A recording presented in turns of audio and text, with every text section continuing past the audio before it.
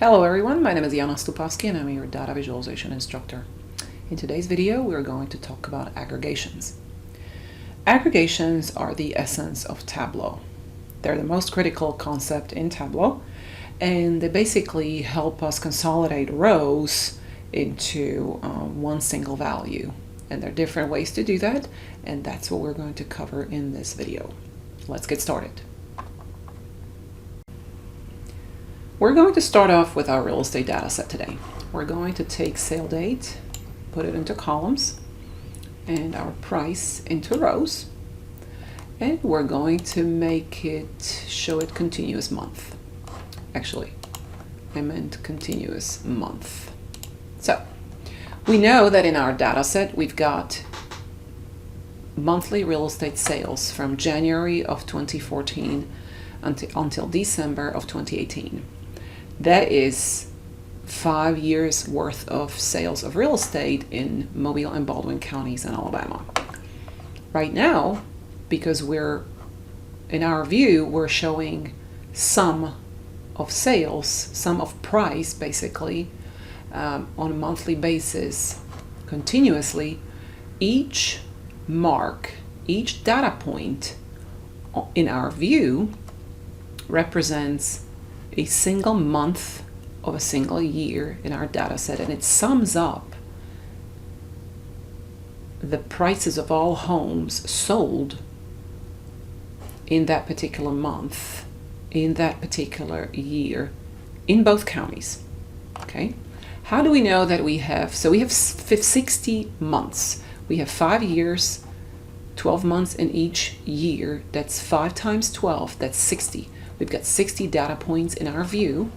And if you look down here in the very left corner of the screen, Tableau shows you have 60 marks in your view currently, and it sums it up for you.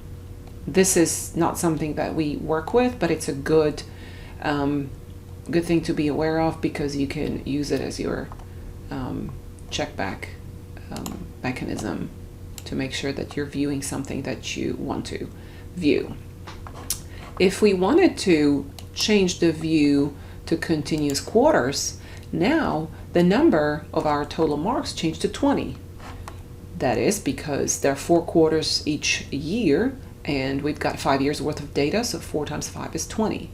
And now basically each data point, each mark in our view represents a single quarter of a single year, and it sums up the prices of all homes sold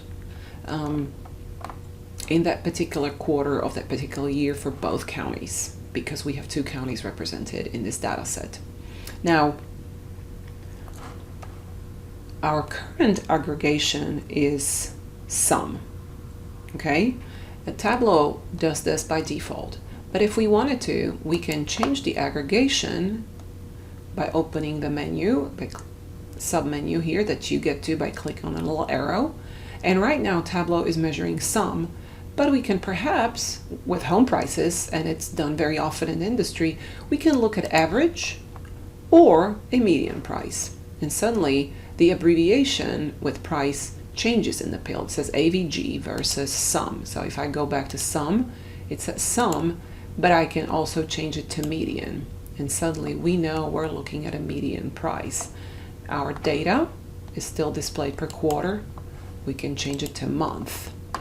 But this chart now shows us median price for each home sold in both counties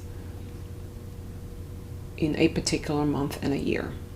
So now our scale has changed from 0 to 170,000, because that's a median price. If I go back to sum, notice the scale changes from 0 to 320 million, because it sums up the prices of all homes sold in both counties in a particular month and a year. Now, we can break down this view by county. So what I'm going to do is I'm going to drag a county pill and I'll put it on columns. And now my view is sliced by county, Baldwin County and Mobile County. We've got sum price. So we're looking at monthly sums of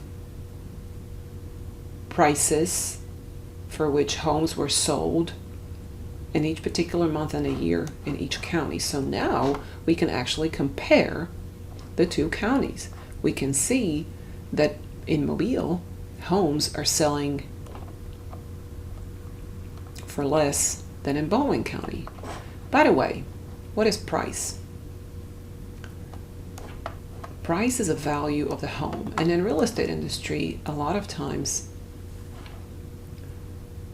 the industry stakeholders talk about total value of homes sold. So what we could do is rename our price field to value. So what it's going to do, our pill name changed here, and what this is going to do is it'll just make it easier for us to interpret what this chart is showing. So in this case, we're looking at total value, or sum of the value of all the homes sold in each county each month between 2014 until 2018. If we change it to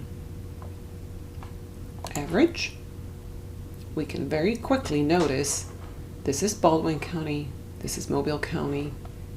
We can see that scale changed from 0 to 280,000, and we can see that average values of homes in Baldwin County are much higher than in Mobile County.